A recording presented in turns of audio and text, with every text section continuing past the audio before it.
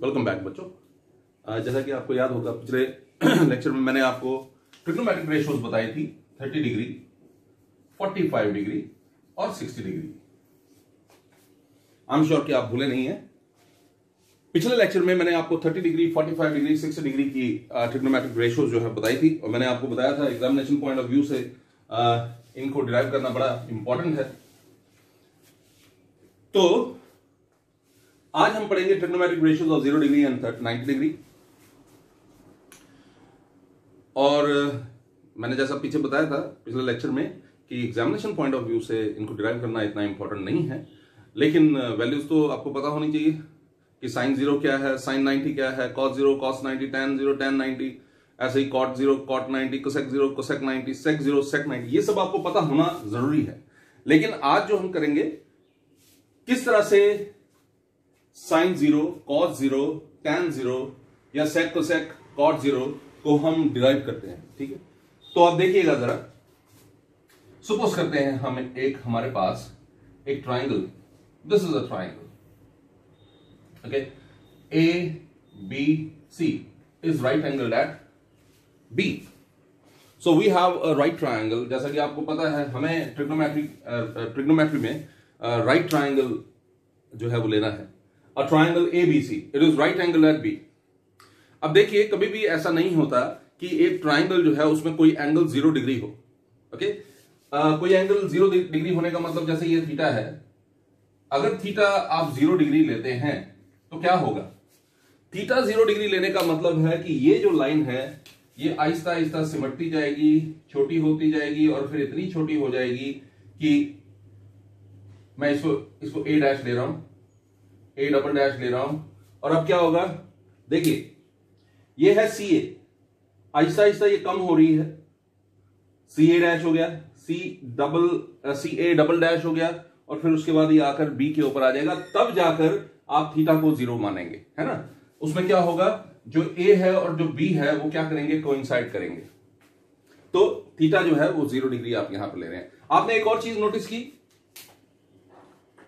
AB की length ज्यादा है, A डैश B की कम है, A डबल डैश B की और कम है, और अगर B पर ही आ जाएगी तो फिर लेंथ क्या हो जाएगी, 0। ठीक है जी। तो मैं एक बार रिपीट करता हूं आपके लिए बात, आप ध्यान से सुनिएगा। जैसे जैसे थीटा की वैल्यू कम होती जाएगी वैसे वैसे AB जो है वो शॉर्टर होता जाएगा, कम होता जाएगा, छोटा होता जाएगा, और एक टाइम ऐसा आएगा कि AB जो है वो क्या हो जाएगा, 0 हो जाएगा। तो if for theta equal to 0 degree, AB is equal to 0 centimetre, है ना। तो परपेंडिकुलर जो है वो 0 सेंटीमीटर हो जाएगा। आई एम श्योर आपको ये बात समझ आई होगी। मैं एक बार फिर से आपके लिए रिपीट कर रहा हूं। CA हाइपोटेन्यूज है। अब अगर मुझे इस थीटा को यानी कि एंगल C को 0 डिग्री करना है तो CA को नीचे की तरफ मूव करना होगा। तो नीचे की तरफ आप मूव कर रहे हैं तो ये A से A डैश पर आया, A डबल डैश पर आया, और फिर अल्टीमेटली ये B के ऊपर आ जाएगा। तब जाकर ये थीटा जो है वो 0 होगा। लेकिन जब ये B के ऊपर आ जाएगा तो AB की लेंथ क्या हो जाएगी, वो डेफिनेटली 0 हो जाएगी। लेकिन एक और चीज आप नोटिस करेंगे, अगर थीटा 0 होगा और AB भी 0 हो जाएगा, जो कि हमने यहां पर लिखा हुआ है कि AB भी 0 है, इस केस में क्या होगा, इसमें एक और चीज होगी, और वो क्या, जो हाइपोटेन्यूज है AC, वो क्योंकि वो इसके ऊपर आ गया, कोइंसाइड करेगा, BC और AC एक दूसरे के ऊपर आ गए, ओवरलैप करेंगे, A और B कोइंसाइड करेंगे, तो इसका मतलब है कि AC और BC इनकी लेंथ सेम हो जाएगी। ये कुछ इस तरह से हो जाएगा। आपको ये अगर हाइपोटेन्यूज आप ले रहे हैं तो ये इस तरफ आ जाएगा ऐसे। ओके, तो इसका मतलब है AC और BC भी इक्वल हो जाएंगे। आई एम श्योर कि आपको ये समझ आ गया होगा। ठीक है जी। तो अब चलते हैं। अब लेना क्या था आपको, you are suppose to take sine 0 degree. So what about sine 0 degree? Sine 0 जो है वो क्या होता है, वो होता है परपेंडिकुलर अपॉन हाइपोटेन्यूज, और परपेंडिकुलर है AB और हाइपोटेन्यूज है AC। ठीक है जी। तो AB क्या है, वो आपने लिखा 0 अपॉन AC, है ना, it is 0। Okay, what about cos 0? cos 0 होता है बेस अपॉन हाइपोटेन्यूज। तो बेस क्या होगा, BC, अपॉन हाइपोटेन्यूज क्या होगा AC। ये तो आपने नोटिस किया होगा, BC और AC को तो हमने इक्वल लिया हुआ है ना, BC और AC को इक्वल लिया हुआ, तो ये हो जाएगा 1, cos 0 इज 1। अब आगे हम क्या लेंगे, tan 0। What about tan 0? It is perpendicular upon base. What is that? Perpendicular is AB and what about base? It is BC। So AB के बारे में हमने लिखा है कि AB क्या है, वो 0 है, और 0 अपॉन BC का मतलब हो गया 0। ओके जी, तो ये था। अब आपको लेना है, you are suppose to find cosec 0, cosec 0, then you have to take sec 0, then you have to take cot 0, है ना। अब आपको cosec 0 लेना है, sec 0 लेना है और cot 0 लेना है। तो पहले देखते हैं cosec 0 क्या होगा। What about cosec 0? It is reciprocal of sin 0। तो आप इसको ऐसे भी लिख सकते हैं, AC upon 0, that is infinity। Okay, it is going to become AC upon AB, definitely it is infinity। Why infinity? क्योंकि AB जो है 0 है, तो AC अपॉन 0 हो जाएगा इंफिनिटी। चलते हैं आगे। अब हम बात करते हैं sec 0 की। sec 0 जो है वो किसके बराबर है, cos 0 का रेसिप्रोकल, यानी कि 1 by 1। Okay, it is AC by BC, it is 1 by 1, that is 1। अब हम बात करते हैं cot 0 की। cot 0 जो है वो क्या होगा, वो होगा BC अपॉन AB, क्योंकि वो tan का रेसिप्रोकल है। BC क्या है और AB क्या है, 0। और जब भी एक कांस्टेंट को 0 से हम डिवाइड करते हैं तो वो आपको पता है वो क्या आता है, इट इज इंफिनिटी। तो इस तरह से आपने अभी अभी क्या किया, आपने सारी 0 की वैल्यूज जो है वो निकाल ली। अब हां, अगर कभी आपको एग्जाम में पूछा जाए या आपके स्कूल में टेस्ट में पूछा जाए या स्कूल में एग्जाम हो उसमें पूछा जाए, तो फिर आपको पहले तो सारा सुपोज करके जो मैंने आपको बोला है वो आपको करके दिखाना है। यहां पर आपको मैं जैसा आपको बताया, आपने क्या किया, मैं फिर से एक बार आपके लिए रिपीट कर रहा हूं, आप ध्यान से सुनिएगा।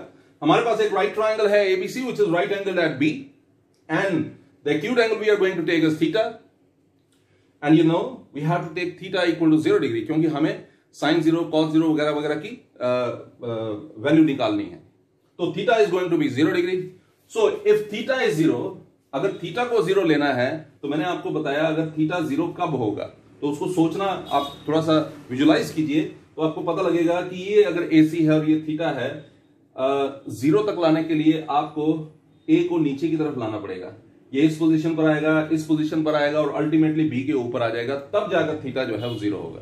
आप विजुलाइज कीजिए कि आपके पास ये है A पॉइंट और थीटा को 0 करने के लिए A को B के ऊपर लाना है। तो आहिस्ता आहिस्ता अगर आप नीचे लाते जाएंगे तो आप एक चीज नोटिस करेंगे कि AB की लेंथ जो है वो कम होती जा रही है। ठीक है, जब A से A डैश पर पहुंचा तो कम हो गया, A डबल डैश पर पहुंचा और कम हो गया, अब A डबल डैश से ये पोजीशन B पर पहुंचेगा। ये जब A अल्टीमेटली जब ये A जो है ये इस पोजीशन पर पहुंचेगा तो क्या होगा, मैंने आपको बताया तब थीटा जो है वो क्या हो जाएगा, it is going to be 0। Okay, तो अगर थीटा 0 है तो हमने देखा A और B जो है एक दूसरे के ऊपर आ जाएंगे, यानी कि थीटा 0 है तो A भी 0 हो जाएगा। एक और चीज हमने नोटिस किया, A को B के ऊपर लाना है तो इसका मतलब है जो AC है और जो BC है वो बराबर हो जाएंगे। अब हमने आगे वैल्यूज को पुट किया और इसको सॉल्व कर लिया। आई एम श्योर कि ये आपको कंसेप्ट जो है इंटरेस्टिंग लगा होगा और बहुत ही मजेदार है। ध्यान से देखिएगा और ध्यान से करने की कोशिश कीजिएगा। अब हम लेते हैं अपना दूसरा पार्ट। आई एम श्योर आपको 0 डिग्री वाला कंसेप्ट जो है समझ आ गया होगा। अब हम 90 डिग्री वाला कंसेप्ट करेंगे, उसको भी उसी तरह से विजुलाइज करने की कोशिश कीजिएगा जैसे हमने पिछले वाले फिगर में विजुलाइज किया था। अब देखिए यहां पर आपके पास एक राइट ट्राइंगल है, ओके, नाम है ABC, right angle at B। ठीक है, जैसे एक ट्राइंगल में 0 डिग्री का एंगल नहीं हम ले सकते, वैसे ही आपको पता होगा, ये आपने पढ़ा हुआ है कि कभी भी एक ट्राइंगल में दो 90 डिग्री नहीं हो सकते। मतलब ये कि अगर ये थीटा है, ये 90 डिग्री नहीं हो सकता। एक राइट ट्राइंगल में एक राइट एंगल होता है और दो एक्यूट एंगल्स होते हैं। ठीक है, तो अब अगर आपको बोला जा रहा है कि आपने 90 डिग्री का के ट्रिग्नोमेट्रिक रेशियोज निकालने हैं, तो उसका मतलब है you have to take theta equal to 90 degree. So अगर थीटा को 90 डिग्री लेना है तो जैसे 0 डिग्री लेने के लिए आपको नीचे की तरफ जाना पड़ रहा था, 90 डिग्री लेने के लिए आपको ऊपर की तरफ इसको विजुलाइज करना पड़ेगा। मतलब ये मैं सपोज करिए मैं यहां पर इसको एक्सटेंड करता हूं, अगला पॉइंट जो है वो ए डैश होगा यहां पर, तो और अगला पॉइंट जो है वो यहां पर होगा A double dash. Okay okay, है ना। यानी कि थीटा जो है वो बड़ा होते जा रहा है और एक टाइम ऐसा आएगा कि थीटा जो है वो करने के लिए आपको ये 90 डिग्री बनाना पड़ेगा यहां पर। वैसे भी 90 डिग्री, ये 90 डिग्री है, ये भी 90 डिग्री है, ये एंगल भी 90 डिग्री है, ये एंगल भी 90 डिग्री। इसका मतलब ये दोनों एंगल्स, ये दोनों लाइंस पैरेलल हैं।